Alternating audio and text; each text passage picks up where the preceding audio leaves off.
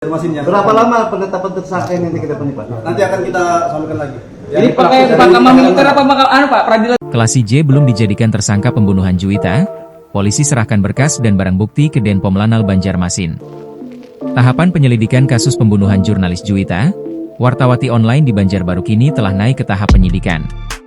Meski demikian, terduga pelaku oknum TNI AL dari Lanal Balikpapan inisial J belum juga ditetapkan sebagai tersangka.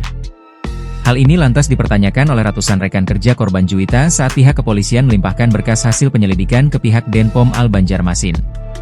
Ini sudah ditetapkan Lanal ya, Pak? Ya, Lanal Banjarmasin, Pom Lanal Banjarmasinnya. Berapa lama penetapan tersangka ini nanti ke depannya, Pak? Nanti akan kita sampaikan lagi. Ini pakai mahkamah militer apa Pak peradilan umum Pak nanti Pak? Enggak, mereka masih dari pihak mana? Nanti dari penerangan Pelakunya dong. Karena kan ini sudah sidik katanya Pak. Berarti harus ada tersangka Pak kalau sidik ini Pak. Berapa banyak tersangka Pak? Nanti dari penyidik yang akan menjelaskan. Pak, inisial J itu Jumran ya Pak? J itu Jumran ya Pak? Jumran ya Pak? Nanti dari pihak penyidik. Jumran itu. Seperti ada yang disembunyikan dari proses penanganan kasus ini, kenapa sudah tahap penyidikan tapi Jumran belum ditetapkan jadi tersangka?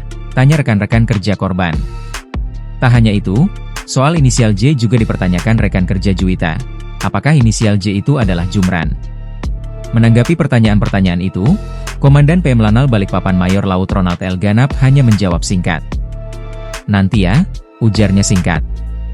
Mayor Ronald mengatakan untuk karena kejadiannya di wilayah Lanal Banjarmasin, semua diserahkan untuk proses selanjutnya di Denpom AL Banjarmasin.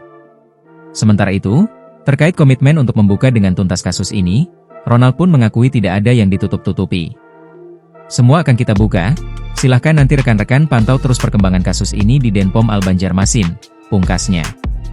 Sementara itu perwakilan dari pihak kantor tempat korban bekerja, Suroto mengakui bahwa kasus ini akan terus dikawal. Harus PTDH, harus dihukum seberat-beratnya.